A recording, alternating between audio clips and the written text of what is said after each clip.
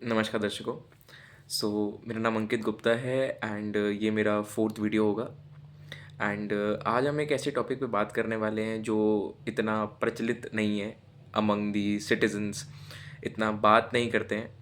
मतलब apart from the exam point of view, उसके अलावा बात नहीं होती है इस चीज़ पे, जो कि है आज फंडामेंटल ड्यूटीज़ के बारे में। कि क्या है ये, इसमें क्या क्या पॉइंट्स हैं, कितने हैं, कब इंट्रोड्यूस हुआ था, क्यों इंट्रोड्यूस हुआ था, और जस्टिसेबल है कि नहीं है, हम इसके अंडर ऑब्लाइज्ड हैं कि हमें करना है कि नहीं है, एंड क्या हम कर रहे हैं कि नहीं। तो अब देखिए कि फंडामेंटल राइट जो थे, जब कॉन्स्टिट्यूशन बना था, जब आया था 1950 में बन के, तो उसमें फंडामेंटल राइट्स थे पर फंडामेंटल ड्यूटीज़ नहीं थी। उस समय जो हमारे फाउंडिंग फादर्स थे, जो मेंबर्स थे कमेटी के, उसको बनाने वाले थे, उनको लग रहा था कि जो सिटीजन्स होंगे देश के, वो अपने कर्तव्य निभाएंगे। कि भाई, देश के प्रति उनका जो प्यार है या फिर देश को ऊपर उठाने के लिए वो सब चीज़ करेंगे। बट ऐसा नहीं हुआ। तो फिर लाया गया फंडामेंटल ड्यूटीज़ को 1976 में, जब इंदिरा गांधी जी जो थी वो हमारी प्राइम मिनिस्टर थी। उस समय नेशनल इमरजेंसी चल रहा था, और उस समय ये चीज़ें लाई गई कि यार कुछ चीज़ें ऐसी भी होनी चाहिए, कुछ हमारे मौलिक कर्तव्य भी ऐसे होने चाहिए जो हमें करना ज़रूरी है हमारे देश के प्रति। तो उसके बारे में अपन बात करते हैं धीरे धीरे।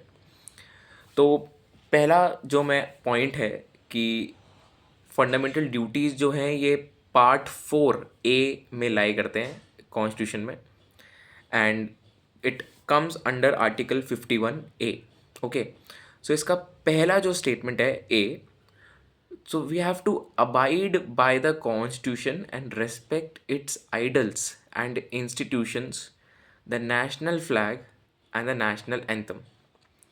कि जो भी हमारे फाउंडिंग फादर्स थे, जिन्होंने इस देश के प्रति जो भी अच्छा किया है, उनके प्रति हमारी रिस्पेक्ट हो, हमारे नेशनल फ्लैग, हमारे नेशनल एंथम के प्रति हमारी रिस्पेक्ट हो। ये बहुत ज़रूरी है कि आजकल आप देखते हैं कि इतना पेट्रोइटिज़्म या इतना देश के प्रति वो नहीं है, लोगों को शायद पर्सनल ज़्यादा लगता है आजकल। इतना देश के प्रति अगर नहीं होगा तो फिर चीज़ें ठीक नहीं है। मतलब हमारे इसके लिए एक एज अ बड़ा, अगर आप लार्जर एक्सटेंट में देखें, सेकेंड पॉइंट जो कहता है कि to cherish and follow the noble ideals which inspired our national struggle for freedom.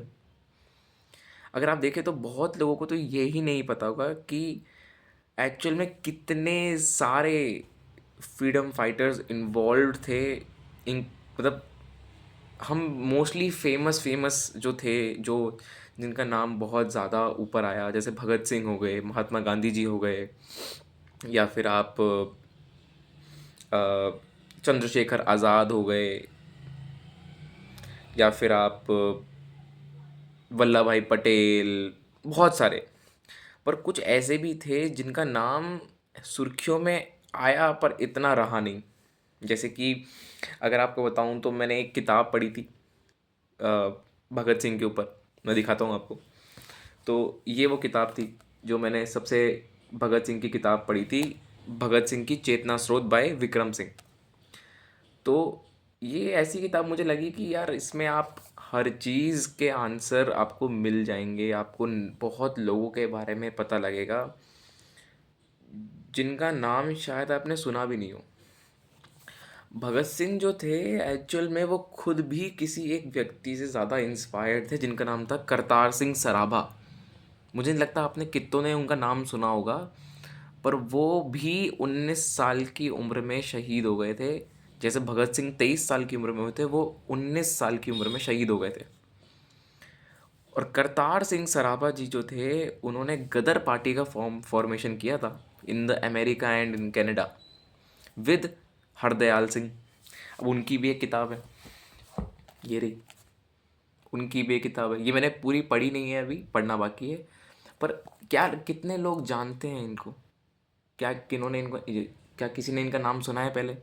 सुना है तो अच्छा है, पर जिन्होंने नहीं सुना उनके बारे में पढ़ो यार, कि यार इन्होंने क्या किया है, इनके स्ट्रगल्स क्या रहे हैं। बहुत पढ़े लिखे इंसान थे ये, बहुत ज़्यादा पढ़े लिखे, पढ़ने में इतने होशियार, बाहर से इन्होंने मास्टर्स किए, सोचिए आप। फिर बिस्मिल जी, राम प्रसाद बिस्मिल, इनको, ये तो हेड होते थे, इनको तो प्रिंसिपल बोला जाता है। अगर आपने रंग दे बसंती देखी हो तो उसमें तो आपको इनका जिक्र मिलेगा ही। फिर चाहे आप चंद्रशेखर आज़ाद हो गए, या फिर आप अब्दुल कलाम की एक किताब थी महाशक्ति भारत, जैसे अभी हम बात करते हैं विकसित भारत की 2047, इस किताब में बात की गई थी 2020 की, 2020 के गोल्स हमारे क्या हैं और उनको कैसे कैसे हमें कर सकते हैं, क्या क्या स्टेप्स लेने पड़ेंगे, उसमें हर चीज़ के बारे में उन्होंने बात करी है। तो अगर आप उसको कंपेयर करेंगे तो उसमें लगेगा कि यार बहुत चीज़ें हो भी गई हैं, बहुत चीज़ें नहीं भी हुई हैं, तो उससे आपको पता लगेगा। छत्रपति शिवाजी, बहुत किताबें हैं जो मैंने नहीं पढ़ी हैं, और कुछ पढ़ भी ली हैं, कुछ नहीं भी पढ़ी हैं, तो ये आप ऐसा मत देखिएगा कि मैंने सारी पढ़ ली हैं अभी। तो मैं ये बताना चाहता हूँ कि हम चुनिंदा को ही जानते हैं, बहुतों को जानना बाकी है, उनके स्ट्रगल्स को जानना बाकी है। तो और ये कैसे पता लगेगा? पढ़ के, ऑब्वियसली, चाहे आप अपने मोबाइल में पढ़ें, चाहे आप किताबें पढ़ें, ठीक है। तो तीसरा पॉइंट पे आते हैं। तीसरा पॉइंट कहता है to uphold and protect the sovereignty, unity and integrity of India. अखंडता, एकता, इसको हम बरकरार रखें अपने देश में। क्या ये दिखता है आपको? अखंडता, यूनिटी। यूनिटी हमें ऐसा लगता है, मुझे जैसा लगता है कि यार एक रिलीजन के में बेस समट के रह गई है। अगर हम, मैं वही बात करता हूँ कि अगर आप सबको लेके चलें एक साथ, तो देश क्यों नहीं आगे बढ़ेगा यार। सबके मन में वो भावना आएगी कि यार सब हमारे ब्रदर हैं भाई, सबको साथ लेके ही चलना है, ठीक है। फोर्थ पॉइंट पे आते हैं। To defend the country and render national service when called upon to do so. जब भी ज़रूरत हो, देश हमें बुलाए, ऊपर से बुलावा आए तो जाना है।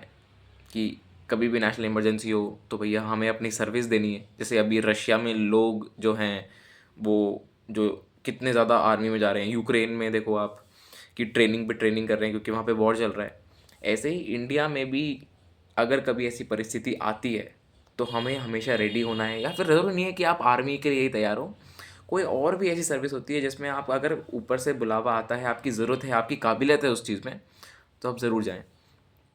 फिर ई कहता है to promote harmony and the spirit of common brotherhood amongst all the people of India, transcending religious, linguistic and regional और sectional diversities, to renounce practices derogatory to the dignity of women। मैंने वही कहा अभी पहले वाले point में भी कि एक भाईचारा बना के रखें।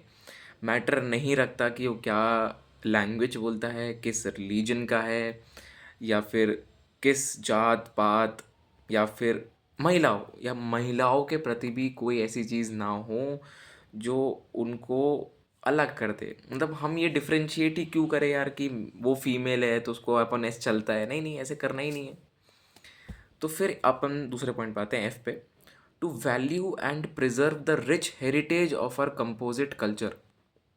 अब आप सोच के देखिए कि हम घूमने जाते हैं, जब फोर्ट्स वगैरह जाते हैं, या फिर हम किसी म्यूज़ियम हम जाते हैं, क्या हम वहाँ पे पढ़ते हैं, सीखते हैं, पर कुछ चीज़ें वो भी तो होती हैं जिसमें हम प्रिजर्व कर सकते हैं, जैसे कि हम कचरा ना फैलाएं वहाँ पे जाके।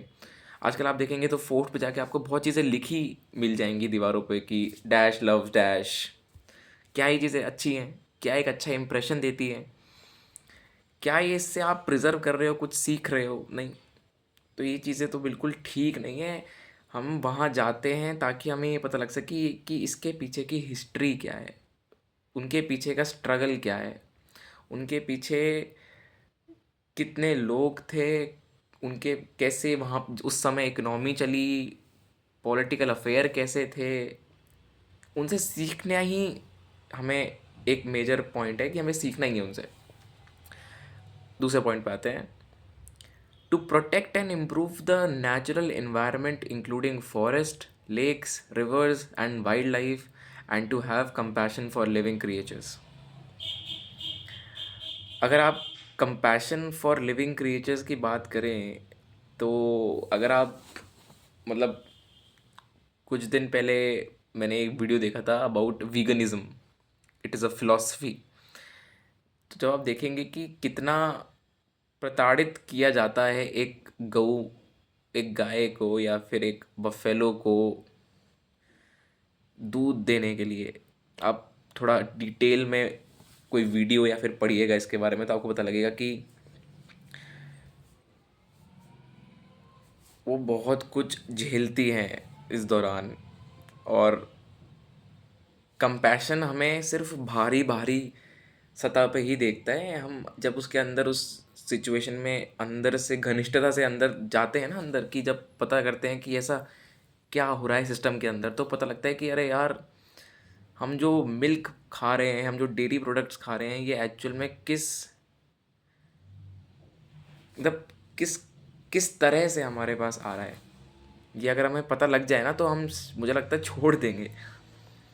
एंड बात रही रिवर्स की, कि हम अपने इन्वायरमेंट को, कि यार आप देखिए रिवर्स में जैसे इंडस्ट्रीज़ हैं, हम उनका कितना कचरा जो है आप देखिए, चाहे वो यमुना हो, चाहे वो गंगा हो, चाहे जितनी भी मेजर रिवर्स में बात कर रहा हूँ बड़ी इंडिया में।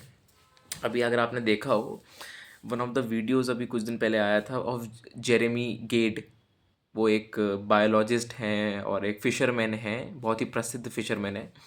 उनका एक वीडियो आया था गंगा के ऊपर, जो उन्होंने डाला था कि वो एक्चुअली वो बताना चाहते हैं कि किसी भी रिवर की जो हालत है, ये हम देख के बता सकते हैं कि उसमें फ़िश की क्या पॉल्यूशन पॉपुलेशन है, और उनके कोई जेनेटिक चेंजेस तो नहीं आ रहे हैं बॉडी के अंदर। तो आप देखिए कि जब वो वाराणसी गए थे तो उन्हें एक बैक्टीरिया या दिखाई दिया था, फीकल क्लोरोफॉर्म, या मुझे नाम एग्जैक्टली ध्यान नहीं है, पर जिसके बारे में बहुत बात हुई थी कि यार क्या एक्चुअल में गंगा इतनी प्योर है जितना हम बोलते हैं। नहीं है, हम खुद ही पॉल्यूट कर रहे हैं, इंडस्ट्रीज़ का वेस्ट वाटर जा रहा है। अगर हम खुद ही नहीं इसके खिलाफ आवाज़ उठाएंगे, सरकार तो देखो नहीं करनी भाई, इट इज़ आवर ड्यूटी कि हम खुद ही प्रोटेक्ट करें, आवाज़ उठाएं और उनके उनके कानों तक ये बात ले जाएं कि ये हमारी रिवर गंदी हो रही है। और फिर बहुत लोग पीते भी हैं वो पानी, जो आसपास के गाँव के लोग हैं। यार गंगा तो बड़ी रिवर है ना, 2400 किलोमीटर की, 25-25 किलोमीटर की वो है, 2525 किलोमीटर की लेंथ है उसकी। यमुना देखिए आप, यमुना को तो ब्लैक नाला टाइप बोल देते हैं लोग कभी कभी। तो इट इज़ आर ड्यूटी कि भाई हम अपने लेक्स, रिवर्स या फिर वाइल्ड लाइफ जो भी है, कि हंटिंग, पोचिंग, ये सब ना करें यार। अपने फ़ायदे के लिए लोग मतलब उन बेज़ुबान के लिए, फिर बेज़ुबान को फिर मारना, वो ठीक नहीं है। दूसरे पॉइंट पे आते हैं, to develop the scientific temper, humanism and the spirit of inquiry and reform. Scientific temper तो आई थिंक बहुत ही कम चल रहा है आजकल सिटीजन्स में, कि जो छोटे छोटी चीज़ें भी आजकल पता नहीं होती, उनको समझना मुश्किल हो जाता है कि ये क्या चल रहा है। ठीक है, दूसरे पॉइंट पे आते हैं अपन, to safeguard public property and to abjure violence. Public property क्या हम करते हैं एक्चुअल में, कि अगर आप जैसे मान लीजिए, मैं एग्जाम्पल देता हूँ ट्रेन्स का, जब हम ट्रेन्स में जाते हैं तो कुछ कुछ चीज़ें हैं कि जो यार हमें लगता है कि हमें नहीं करनी, पर हम करते हैं। जब हम ऊपर वाली बर्थ पे जाते हैं तो हम अपने जूते साथ लेके जाते हैं और उसके फ़ैन पे रख देते हैं। क्या वो जेन्युइनली करेक्ट है? नहीं। हम कुछ खाने का ले जाते हैं तो इट इज़ आवर ड्यूटी कि हम उसको एक पॉली पैक में या फिर एक न्यूज़पेपर में सारा वेस्ट इकट्ठा करें, और अगर ट्रेन में डस्टबिन हो तो वहाँ डालें, नहीं तो अपने पास रखें, नियरेस्ट रेलवे स्टेशन जो आप आएगा वहाँ पे फेंक दें डस्टबिन में। हमारी ड्यूटी तो यही कहती है, हमारे मौलिक कर्तव्य तो यही कहते हैं कि हम ऐसा करें। पर बहुत लोग ऐसा करते हैं कि भैया वहीं पे ही छोड़ देते हैं। क्या वो ठीक है? नहीं है। या फिर आप देखिए कि बहुत सारी, जैसे अगर आप देखें तो मैं यही बोलता हूँ, सरकारी जैसे कोई भी जिसमें सरकारी आ जाता है ना, तो उसमें लोगों को लगता है कि यार ये चीज़ अबंडेंट में है, इसका इस्तेमाल भरपूर करो, इनको लूटो, एक्सप्लॉइट करो। क्या वो ठीक है? मैं पर्सनली बहुत लोगों को जानता हूँ जो एक गवर्नमेंट जॉब में हैं, और उनको कुछ सुविधाएं ऐसी हैं जो उनको मिलती हैं, उनके लिए मिलती है, पर वो उतना ज़्यादा प्रयोग कर लेते हैं, जस्ट इनके जस्ट कि यार हमें मिल रही हैं तो हम पूरा एक्सप्लॉइट करते हैं, हम पूरा पैसा वसूलते हैं। क्या वो ठीक है क्या? कि अगर मुझे बिजली का मुझे कोई पैसा नहीं देना पड़ रहा तो मैं 24/7 अपने रूम का एसी चालू रखूँगा, 24/7 मैं अपना गीज़र चालू रखूँगा, जस्ट कि भाई मेरा पैसा वसूल हो। क्या वो ठीक है? नहीं, वो गलत है एक तरह से। चलो दूसरे पॉइंट पे आते हैं। To strive towards excellence in all spheres of individual and collective activities so that the nation constantly rises to higher levels of endeavor and achievement। कि हम आगे करते रहें, सीखते रहें और अपने देश के प्रति कुछ ना कुछ करते रहें। कि ज़रूरी नहीं है आप पढ़ाई में कुछ करें, आप कोई ना कोई ऐसी चीज़ तो आपके अंदर हो ज़रूर होगी जिसमें आप दूसरों से बहुत अच्छे होंगे, उसमें एक्सेल करिए, उसमें आगे देश का नाम बढ़ाइए। हो सकता है, बस हमें खोजने की देर है कि हम किस में अच्छे हैं। ये है। दूसरे पॉइंट पे आते हैं कि ये जो पॉइंट है, ये जितने भी आपको मैंने बताए थे 10 पोस्टुलेट्स, 10 स्टेटमेंट्स, ये पहले से प्रेजेंट थे 1976 में, जब ये इंडक्ट हुआ था, जब ये ऐड हुआ था आर्टिकल, ये पार्ट। बट ये जो अभी मैं स्टेटमेंट बोलने जा रहा हूँ, इसको 1986 में, सॉरी 2002 में ऐड किया गया था 86th अमेंडमेंट से। जो कि जैसे आप, अगर आपने देखा हो तो राइट टू एजुकेशन था। Right to education is also a fundamental right which is in article 21A। But ये हमारी भी as a parent, as a guardian हमारी ड्यूटी बनती है कि हम अपने बच्चों को पढ़ाएं, उनको शिक्षित करें। तो ये क्या कहता है कि हु इज़ अ पेरेंट और guardian to provide opportunities for education to his child, और as the case may be ward between the age of 6 and 14 years। कि हम उन्हें शिक्षित करें। 14 साल तक तो हमारा हक बनता है कि उन्हें पढ़ाएं भाई, ये हमारी ड्यूटी है, हम उनको भेजें। क्या ये पूरे देश में हो पा रहा है? अभी भी नहीं हो पा रहा है। तो इट इज़ आवर ड्यूटी कि यार हम अपने बच्चों को तो वो करें, शिक्षित करें। ये जितने भी मैंने आपको बताए स्टेटमेंट्स, इन पे ज़रा एक बार दोबारा एक को देखिएगा और सोचिएगा कि क्या हम ये सारे फॉलो करते हैं कि नहीं करते हैं। अगर नहीं करते हैं तो कोशिश करिए, कोशिश करते हैं कि हम एक हायर लेवल तक पहुंच पाएँ इन सबको फॉलो करने में। प्लस हम सिर्फ यही ना सोचें कि हमें सिर्फ चाहिए, कि हमें अपना फंडामेंटल राइट चाहिए, हमें अच्छे इंस्टीट्यूशंस चाहिए, हमें सर्विसेज अच्छी चाहिए, हमें देश को रिप्रेजेंट करने वाले अच्छे चाहिए। वो जब ही अच्छे मिल पाएंगे जब हम ही अपने आसपास के लोगों में वो चीज़ें लाएं जो हम इम्प्रूव करना चाह रहे हैं।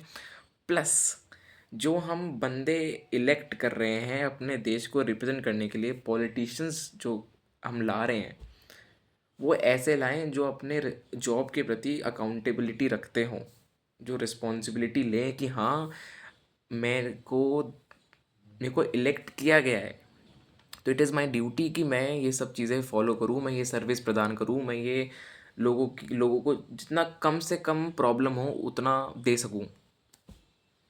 ये होना चाहिए। तो एक बार आप ज़रूर देखिएगा, दोबारा देखिएगा, दोबारा सुनिएगा और गौर फरमाइएगा कि भैया कहाँ गलती हो रही है और कहाँ हमें सुधारने की ज़रूरत है। और अगर आप अपना कुछ विचार रखना चाहते हैं तो do mention it in the comment section. Thank you.